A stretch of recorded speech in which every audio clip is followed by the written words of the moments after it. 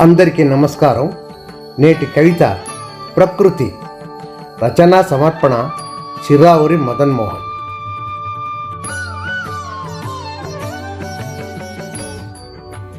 ప్రకృతి అంటే కనబడేటి ఋతుభ్రమణం కాదండి. ప్రకృతి అంటే అగోచరపు శక్తి అని తెలుసుకోండి.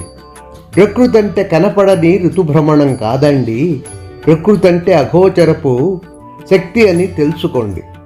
ప్రకృతిలో దాగి ఉన్న ఎనలేని రహస్యాలు తెలుసుకున్న వానికే జీవిత సాఫల్యం అండి. ప్రకృతిలో దాగి ఉన్న ఎనలేని రహస్యాలు తెలుసుకున్న వాడికే జీవిత సాఫల్యం అండి. ప్రకృతి అంటే కనపడని ఋతుభ్రమణం కాదండి. ప్రకృతి అంటే అగోచరపు శక్తి అని తెలుసుకోండి.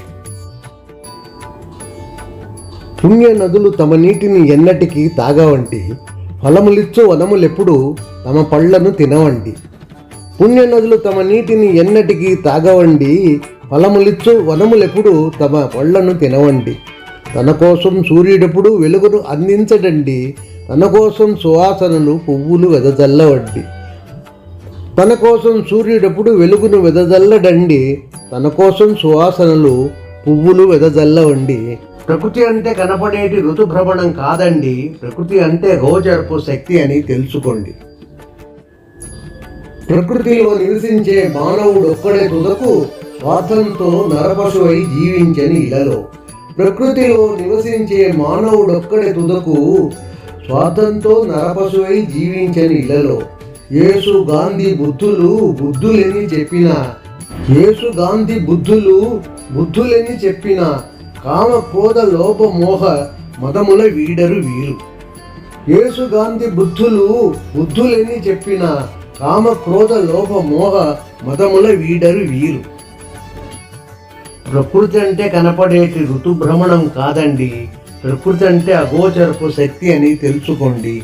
అగోచరపు శక్తి అని తెలుసుకోండి. ప్రకృతి అంటే భారతదేశ జల నదులు జల నిధులు. ప్రకృతి అంటే భారతదేశ కారడవులు కారణములు.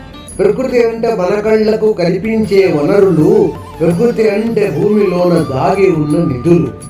ప్రకృతి అంటే భారతదేశ జల నదులు జల నిధులు. ప్రకృతి అంటే భారతదేశ కారడవులు కారణములు. ప్రకృతి అంటే మన కళ్ళకు కనిపించే వనరులు. ప్రకృతి అంటే భూమిలోన దాగి ఉన్న నిధులు.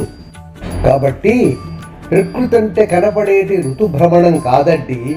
ప్రకృతి అంటే అగోచరపు శక్తి అని తెలుసుకోండి.